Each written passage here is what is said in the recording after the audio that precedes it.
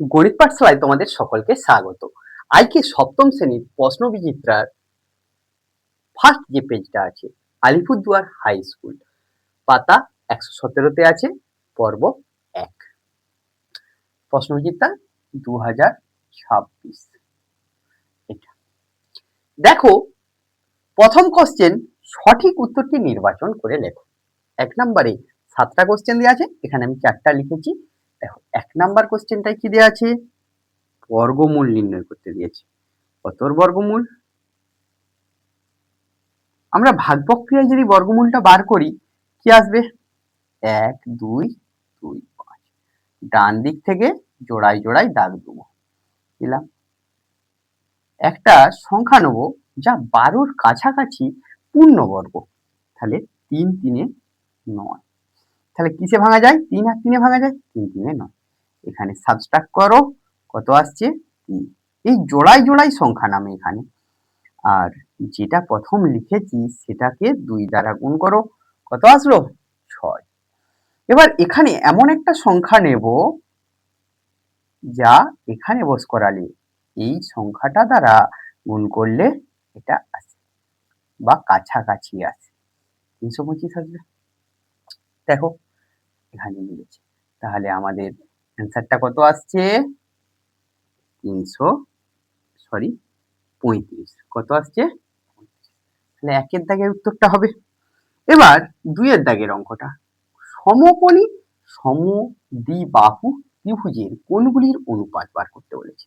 তাহলে আমরা 2 দাগের যে সলিউশনটা করব, 1 দাগের সলিউশনটা করলাম, 2 দাগের একটা সমকোণী ত্রিভুজ। সমকোণী ত্রিভুজ হলে তার একটা কোণ 90 ডিগ্রি। সমবাহু বলেছে মানে বিপরীত কোণগুলো কি হবে? সমান হবে। ত্রিভুজের 3টা কোণের সমষ্টি কত হয়? 180 ডিগ্রি। একটা কোণ যদি 90 ডিগ্রি হয়ে যায়, বাকি দুটো কোণের সমষ্টি কত হবে? 90 ডিগ্রি। তাহলে সমবাহু বললে বাকি দুটো কোণও সমান হবে। তাহলে প্রত্যেকটা কোণের মান কি করব? একে আবার 2 দ্বারা ভাগ করে নেব। একে কত দ্বারা ভাগ করে নেব? 2 দ্বারা ভাগ করে নেব। তাহলে প্রত্যেকটা কোণ কত হলো? 45। অতএব কোণগুলোর অনুপাত, কোণগুলির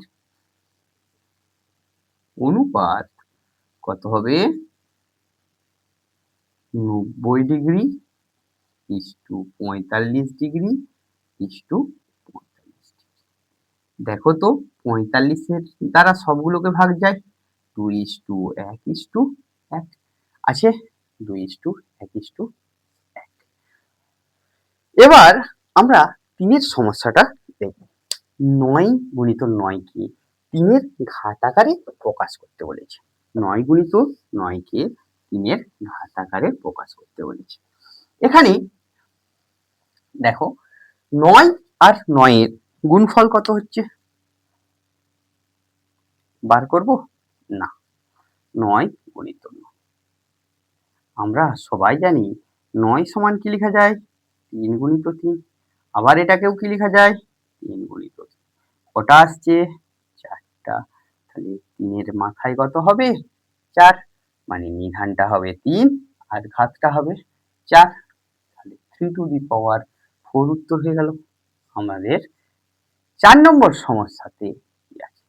পাশের চিত্রের পরিসীমা নির্ণয় করতে বলেছে। পরিসীমা মানে তার চারদিকের বাহুগুলোর দৈর্ঘ্য। তাহলে পরিসীমা কি হবে? চারদিকের বাহুগুলোর দৈর্ঘ্য সমষ্টি। পরিসীমা, এই অঙ্কটা বুঝতে পেরেছো তো? তারপরে এই অঙ্কটা, পরিসীমা সমান, তাহলে এখানে কত হবে? একটা বাহু 8, তারপর এটা লিখে নিলাম, এটা 6, তারপর এটা লিখছি 8 যুক্ত এটা 5 যুক্ত 5 সেমি। তাহলে 5 5 এ 10, 8 এ 18, 6 এ 24, 32। তাহলে আমাদের আসলো 32 সেমি পরিসীমা। তাহলে 4-এর দাগের উত্তরটা কত হয়ে যাবে? বি এর উত্তরটা হয়ে যাবে। তোমরা শুধুমাত্র পরিসীমাটা বার করতে হবে না, শুধুমাত্র কোশ্চেনের দাগ নাম্বার দিবে, পদ্মচিত্রের পরিসীমা বলে আমরা লিখে নেব উত্তরটা। পূর্ণ বাক্যে উত্তর দেওয়ার চেষ্টা করবে। পরের অঙ্কগুলো আমরা দেখি। এখানে 1-এর 5-এরটায় কি দেওয়া আছে 2.25 টাকা, 9 টাকার কত পার্সেন্ট? তাহলে এর সলিউশন করব। দেখো 2.25 টাকা 9 টাকার আগে ভগ্নাংশে বার করতে গেলে কত আসবে? যেই টাকাটা বলেছে সেটা লব, যার সেটা কি হবে? হর। শতকরায় আনতে গেলে 100 দ্বারা গুণ করে নাও। আসলো, দেখো এখানে দশমিক তুলছি, কত আসবে নিচে? 100। গুণ চিহ্নটা একটু সুন্দর করে দাও, কারণ কি দশমিকের পর দুটো সংখ্যা আছে, একের পিঠে 100 বসে গেল, দুটো 100 বাদ চলে গেল। 9 দ্বারা ভাগ করো, তাহলে কত পার্সেন্ট? 25%। এটা হলো 5-এর সলিউশন। 6-এর সলিউশনটা কি আছে?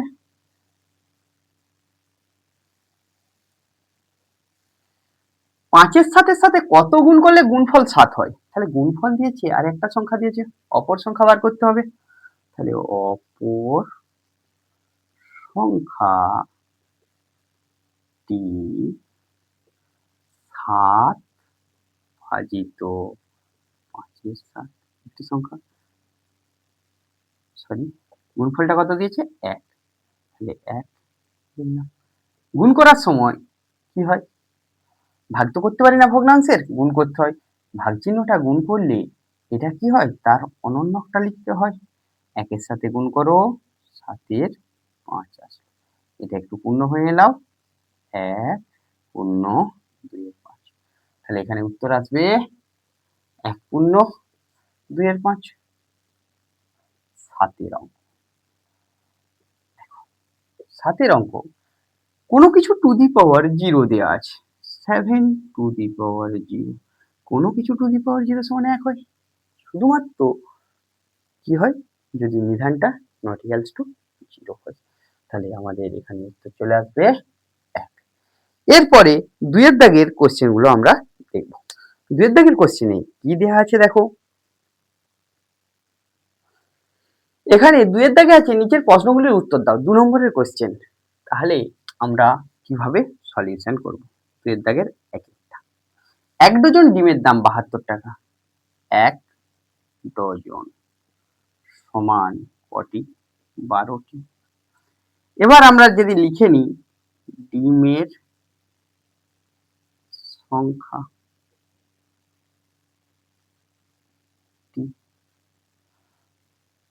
ডিমের মূল্য, ডিমের মূল্য, তাহলে কি হবে? এককটা টাকা। এখানে 1 ডজন ডিমের দাম 72 টাকা, 12টা ডিমের দাম কত? 72 টাকা। আমাকে বার করতে হবে 32টা ডিমের দাম কত। ডিমের সংখ্যা, ডিমের সংখ্যা ও মূল্য সরল সম্পর্কে আছে।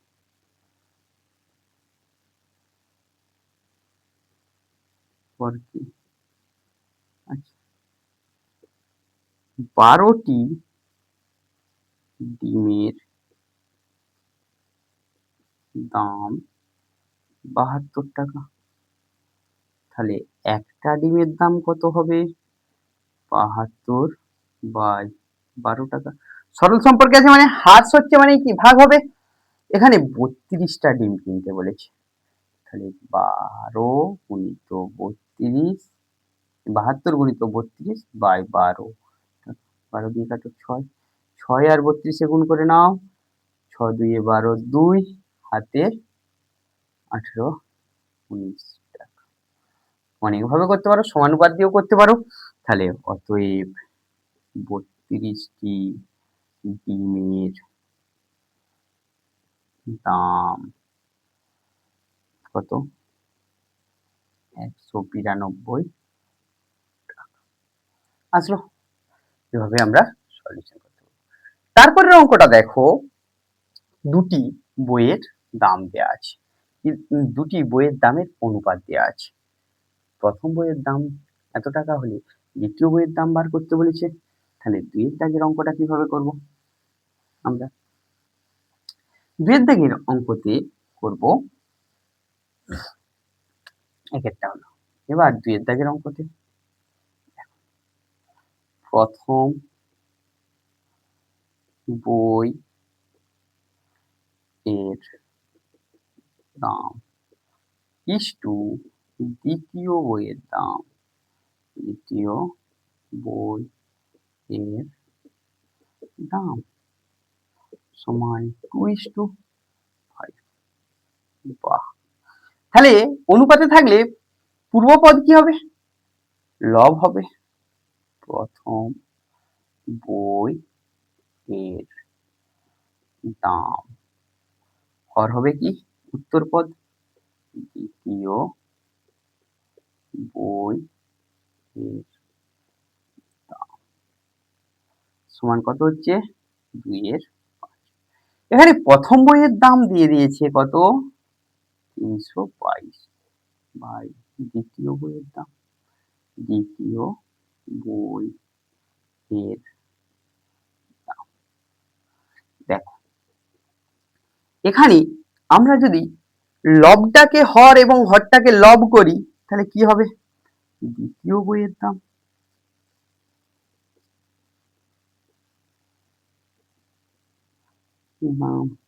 বাই 322। তাহলে এখানেও ডান দিকটাও কি হবে? লবটা হর হবে, হরটা লব হবে। দেখো তো 322 কি করা আছে? হর আছে মানে ভাগ করা আছে। এপাশে আসলে কি হবে? গুণ হবে। আমরা এইখানে অঙ্কটা করছি। বা দ্বিতীয় বইয়ের দাম, দ্বিতীয় বই এর দাম সমান কত হচ্ছে? 5 এর 2 যেমন আছে রইলো, তার সাথে কি হবে? 322 গুণ হবে। কাটো 16, 161 হচ্ছে নাকি? তাহলে 5 একে 5, 5 16 80। দ্বিতীয় বই এর দাম 805 টাকা। এভাবে আমরা সলিউশনটা করে নিতে পারি। দেখো এখানে এই অঙ্কটায় এইরকম ভাবেই একটা অঙ্ক দেওয়া আছে তোমাদের বইয়েতে, তার অনুকরণে এখানে অঙ্ক দেওয়া আছে। আর এই আগের অঙ্কটা তো একবারে বইয়ের অঙ্ক। তোমাদের যদি গণিত পাঠশালার ক্লাস ভালো লেগে থাকে, গণিত পাঠশালা ইউটিউব চ্যানেলকে সাবস্ক্রাইব করো ও পাশের বেল আইকনটি প্রেস করো। Ganit Pathshala by Anup facebook page follow করো, বন্ধুদের মধ্যে শেয়ার করো, লাইক করো, কমেন্ট করো। Thank you.